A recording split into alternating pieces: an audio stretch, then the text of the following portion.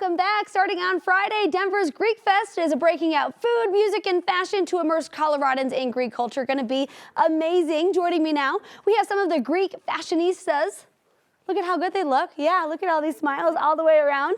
And we also have KUSA Gianos from the Dance Academy joining us as well. Thank you so much for being here. Thank you so much for having us. It's a pleasure. Yeah. So tell us a little bit more about these costumes. We were just talking a little bit before we got the segment started. I'm just amazed. A lot of historic significance here. Yes, absolutely. So I'm going to start with Elias.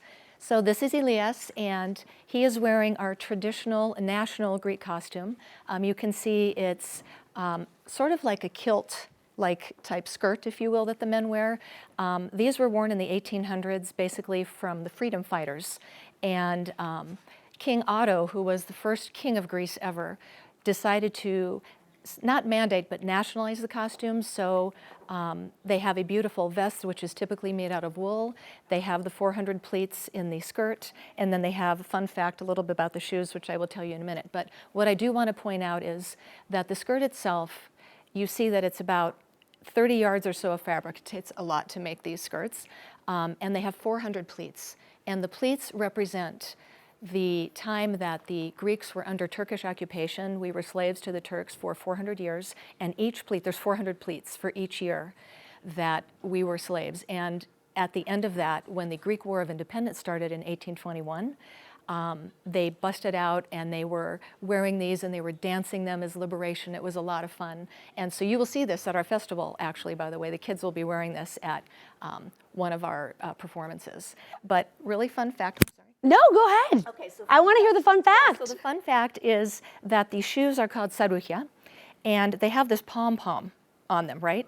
And so the cute thing about the pom-pom is they were worn for keeping cold and rain and things out, but they could stick a little knife or blade in there for protection if they needed it. So that's what they're for, and you'd never know. Oh, wow, you wouldn't know. No. That's wild. Yeah. Are there regional differences in all of these? They are. So we have the girls' version. So Melina's wearing our girls' version of, you want to step up here, sweetheart?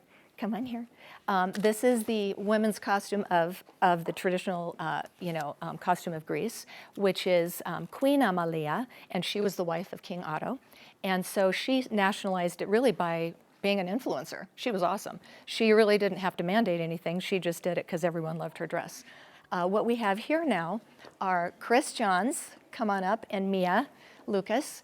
And so they are wearing, from the beautiful island of Crete, love the island of Crete, their costumes, which represent all kinds of cultural rich history. You've got freedom, you've got pride of the island, you have the women's costume in particular. They are really regional as far as where it's called the sarka, wherever they wear it, it's basically on the region from where they're from. And so they have different colors, they have symbolic meanings. Mia, do you want to turn around? I got a fun fact for you here too. All right, let's see. So in the back is this beautiful skirt, and you can see that it's only clipped on one side, and that means that she's unmarried. Oh, wow. And so all the guys know that this beautiful girl is unmarried, and it's someone that they can approach. If it's up on two sides, or it's flipped sometimes to show the gold, it means that she's married. That is so that interesting. Is very special, yes. And now with Chris, the men's costume, they wear this pleated, it's called a vraka, and it's pleated so that they can sort of move around. You have a lot of rugged terrain in Greece and in Crete, so they wear these very specific boots that he's got the white ones on, which are symbolic more of weddings and special events, going to church and things like that. Usually they're black for workday. And then fun fact that I want to point out is this is called the sariki. This, as you can see these here, this detail is beautiful because it's so rich in heritage. They wear them to remember the fallen loved ones that they lost. So they're also called tears. And they wear them everywhere. And as a matter of fact, if it's a wedding, they will wear white ones for the joy of the wedding, but always in remembrance of the people that they lost because they were such amazing freedom fighters. Sure. It's a great history. I just have one more question for you, Chris. As I ask you, let's bring you up here, And sisters, so that we can get you all in line here. So people can see all of this at the Greek Fest this weekend. For someone who hasn't been or who hasn't heard of it, tell us a little bit more about what it's all about. First of all, it's like the best festival that we have in the city, in my opinion.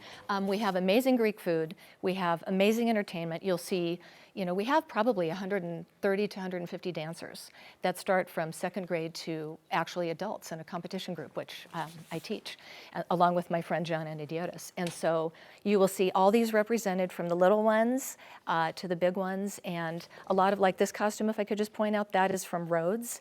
And so that's the island of Rhodes, which is beautiful. And a lot of these come from their grandparents. So they will wear these in significance of, you know, family members. Sure. But the Greek Fest, I mean, guys, it is the best food you'll ever have.